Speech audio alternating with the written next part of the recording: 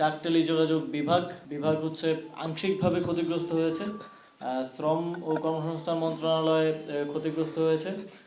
যুব ক্রীড়া এবং স্থানীয় সরকার পল্লী উন্নয়ন সমবায় মন্ত্রণালয়, এছাড়াও রোডস অ্যান্ড হাইওয়ে সেটাও ক্ষতিগ্রস্ত হয়েছে। এই রোডস অ্যান্ড হাইওয়ে ডিভিশন আর হচ্ছে ডাক টেলিযোগাযোগ ডিভিশন আর বাকি 3টা মন্ত্রণালয়, এই মোট 5টা মন্ত্রণালয়ের নথিগুলো ক্ষতিগ্রস্ত হয়েছে। এর মধ্যে যুব ক্রীড়া মন্ত্রণালয়ের নথির কার্যক্রম অনলাইনে থাকার কারণে সেটা আমরা রিকভার করতে পারবো, কিন্তু স্থানীয় সরকার পল্লী উন্নয়ন সমবায় মন্ত্রণালয়ের কার্যক্রম পুরোটাই অ্যানালগ ভাবে হয়, পুরোটাই ফাইলে হয়। সুতরাং যে শাখাগুলোর নথিগুলো আসলে পুড়ে গেছে সেগুলো কতটুকু রিকভার করা যাবে সেটা ক্ষয়ক্ষতি নিরূপণ করার জন্য আমাদের মন্ত্রণালয় পর্যায়ে একটা কমিটি আমরা করেছি।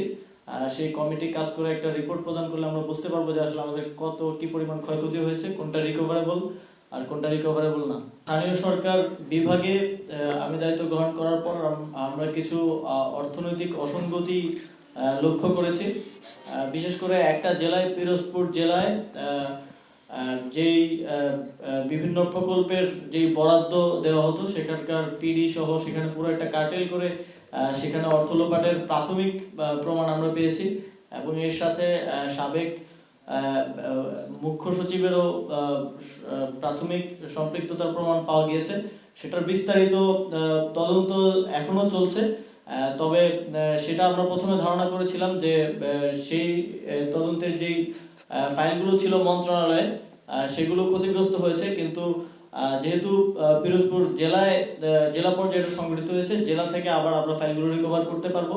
এখন আমাদের তদন্ত কর্মকর্তারা পিরোজপুরে আছেন, তো এই যে অর্থ লোপাটের যে বিষয়টা, এটাকে আমরা রিকভার করে আমাদের তদন্ত কার্যক্রম পরিচালনা করতে পারবো। কি boss, vital match, tough opponent, tension? Come on bro, অপোনেন্টকে নিয়ে ভাবার সময় আছে। আসল অলরাউন্ডারের কাজই তো হলো যে কোনো টাফ সিচুয়েশনে টিমকে অলরাউন্ড প্রোটেকশন দেওয়া। জাস্ট লাইক মাই টাইলক্স, যার অ্যান্টিব্যাকটেরিয়াল এজেন্ট টয়লেটের কোনায় কোনায় পৌঁছে 99% জীবাণু ধ্বংস করে, টয়লেটের কঠিন দাগ ও দুর্গন্ধ দূর করে টয়লেটকে রাখে ক্লিন আর সুবাসিত। টাইলক্স টয়লেট ক্লিনার, ক্লিন মানেই টাইলক্স।